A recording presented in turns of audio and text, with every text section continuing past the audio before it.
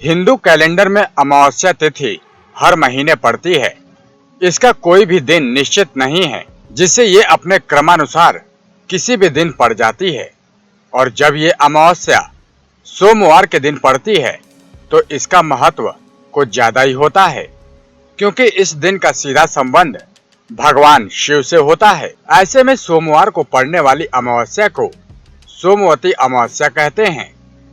पूजा पाठ करने से सभी मनोकामना पूरी होती है और शास्त्रों की माने तो सोमवती अमावस्या के दिन विधि विधान से पूजा पाठ करने से सभी मनोकामना पूरी होती है।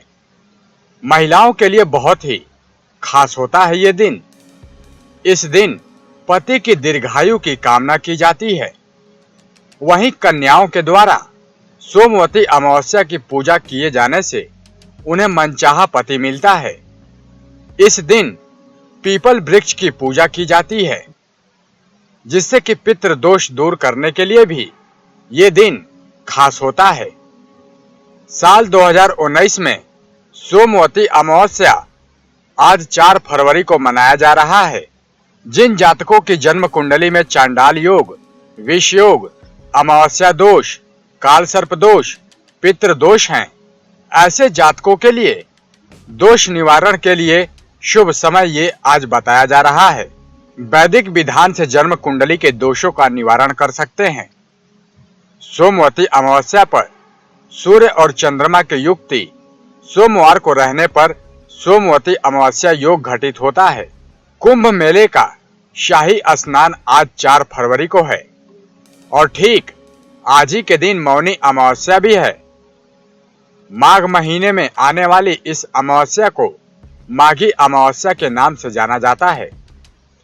इस दिन मौन व्रत धारण करके संगम में या फिर किसी पवित्र नदी में डुबकी लगाने का विशेष महत्व होता है। मान्यताओं की माने तो इस दिन पवित्र संगम में देवताओं का निवास होता है, इसलिए इस दिन गंगा स्नान का खास महत्व माना गया है। यही नहीं, इस दिन दान करने का भी बड़ा महत्व होता है।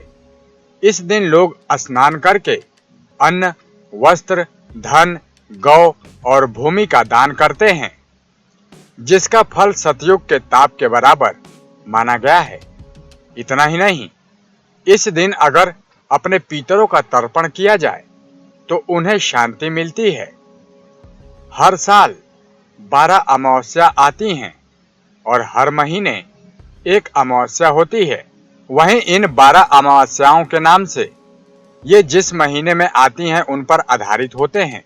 इस साल की पहली अमावस्या जनवरी के महीने में पड़ चुकी है और फरवरी के महीने की पहली अमावस्या आज 4 तारीख को पड़ी है, जिसे कि मौनी अमावस्या भी कहा जाता है। जबकि कई लोगों के द्वारा इस अमावस्या को सोमवती अमावस्या के नाम से भी पुकारा जाता है।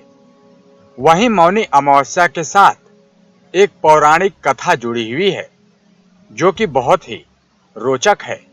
तो चलिए हम आपको बताते हैं सोमवती अमावस्या या फिर मौनी अमावस्या की पौराणिक कथा के बारे में।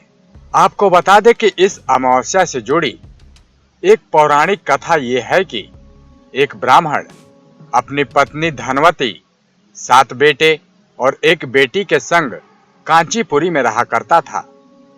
देवस्वामी नाम के इस ब्राह्मण ने अपने 7 बेटों की शादी करवाने के बाद अपनी बेटी के शादी करवाने की जिम्मेदारी अपने बेटों को सौंप दी और अपने बेटों को अपनी बहन गुणवती के लिए एक अच्छा पति ढूंढने का कार्य सौंपा। ब्राह्मण का बड़ा बेटा अपनी बहन के लिए वर खोजने के कार्य में लग गया। वहीं इसी बीच देवस्वामी ने अपनी बेटी की कुंडली एक पंडित को दिखाई।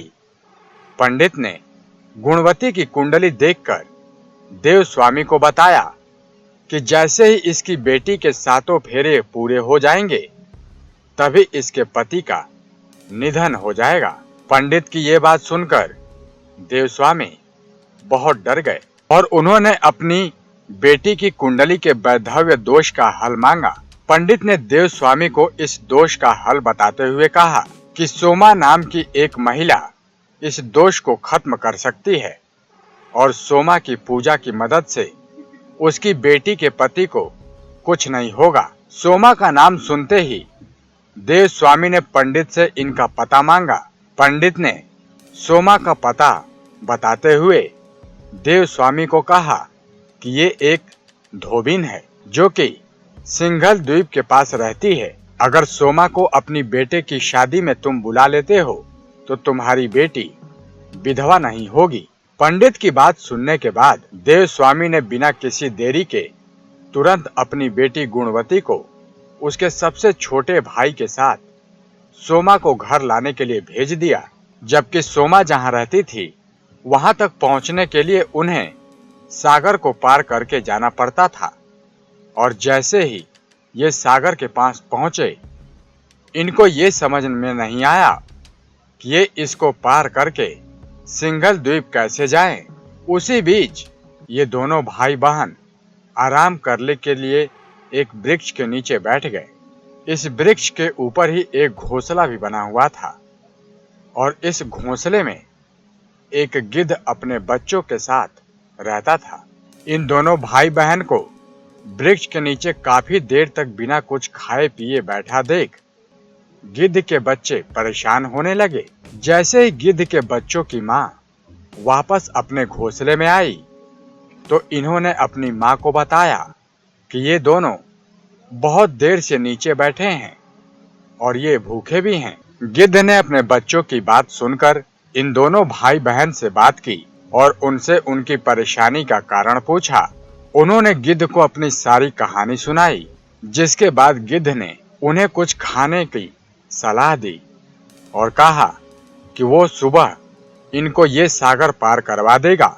सुबह होते ही उस गिद्ध ने इन दोनों भाई बहन को ये सागर पार करवा दिया और ये सोमा के घर जा पहुंचे। सोमा के घर पहुंचने के बाद इन दोनों भाई बहन ने बिना किसी को बताए सोमा के घर को साफ कर दिया और घर को रंग से अच्छे से लेप दिया। वहीं जब सोमा घर आई तो वो अपने घर को साफ और चमका देखकर हैरान हो गई। सोमा ने अपनी बहुओं से इसके बारे में पूछा तो उन्होंने कहा कि ये सब उन्होंने किया है, जबकि सोमा को अपनी बहुओं पर यकीन नहीं हुआ। वहीं कुछ दिनों बाद ये भाई बहन फिर से सोमा का घर साफ करने लगे और सोमा ने इन्हें देख लिया। इन्होंने सोमा को अपनी पूरी कहानी सुनाई, जिसके बाद सोमा इनके साथ गुणवती के विवाह में जाने के लिए राजी हो गई। गुणवती और उसके भाई के साथ उनके घर जाने से पहले सोमा ने अपनी बहू को आदेश दिया कि अगर उसके जाने के बाद किसी की निधन हो जाता है तो वो उनको जलाए नहीं, उनकी लाश को सही से रखें। वहीं ये आदेश देने के बाद सोमा गुणवती और उसके भाई के साथ उनके गांव जाने के लिए रवाना हो गई। कांचीपुरी पहुंचने के कुछ समय बाद ही गुणवती की शादी भी तय हो गई और गुणवती के विवाह के 7 वचन होने के तुरंत बाद ही उसका पति मर गया। वहीं सोमा ने अपनी पूजा की मदद से उसके पति को जिंदा कर दिया और उसके दोष को भी खत्म कर दिया, जबकि सोमा का अपना पुण्य फल गुणवती को देने से उसके बेटे और पति का निधन हो गया। वहीं जब सोमा अपने घर पहुंची तो उसके बेटे और पति के निधन के बारे में पता चला, जिसके बाद सोमा ने बिना किसी देर के पुण्य फल हासिल करने के लिए पीपल के वृक्ष के नीचे भगवान विष्णु जी का नाम लेना शुरू कर दिया और इस वृक्ष की 108 परिक्रमाएं की, जिसके चलते भगवान ने सोमा के परिवार के मरे हुए सभी लोगों को वापस फिर से जीवित कर दिया। इसीलिए कहा जाता है कि मौनी अमावस्या या फिर दूसरा दिन भगवान को याद करने से और व्रत रखने पर परिवार और भगवान की कृपा बनी रहती है और लोगों को पुण्य फल भी हासिल होता है।